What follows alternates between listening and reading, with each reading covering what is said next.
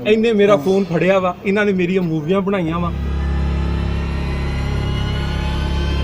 Talal Chaudhary तशद्दुद case की तहकीकात कैसे हों? फरीकैन ने पुलिस की इंक्वायरी कमेटी को चक्कर दे दिया। मैं इत्थे खड़ा वां, जिन्हों मर्जी बुलाओ। मैनू इन्होंने तंजीम साजी वास्ते बुलाया। 3 फोन इन्हें मैनू कीते।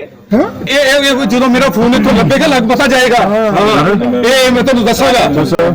आयशा रजब बलोच फैसलाबाद में अपने घर न मिली, जबकि तलाल चौधरी अस्पताल से गायब। पुलिस की फैक्ट फाइंडिंग कमेटी बयान लेने आयशा रजब के घर पहुंची तो मुलाजिम ने बताया वो फैमिली के साथ इस्लामाबाद गई हैं। इधर लाहौर में पुलिस की टीम बयान लेने अस्पताल पहुंची तो पता चला तलाल चौधरी डिस्चार्ज हो गए हैं। लीगी रहनुमा इंक्वायरी कमेटी के आने से पहले ही अस्पताल के अकबी दरवाजे से निकल गए। मेरी बाजू टूटी है, एसपी साहब नू बुला लो।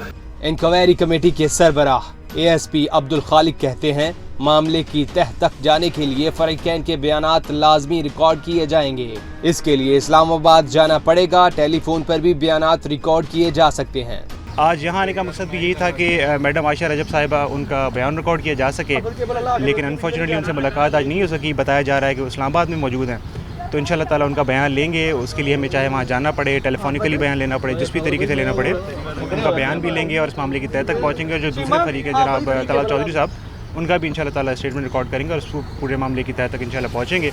एएसपी अब्दुल खालिक का कहना है तलाल चौधरी के अस्पताल की बिल अदायगी के मुतालिक मालूम नहीं हो सका। अस्पताल वालों ने डिस्चार्ज स्लिप नहीं दिखाई। मामले की मुकम्मल इंक्वायरी के लिए कमेटी 3 रोज में रिपोर्ट अफसरान को पेश करेगी।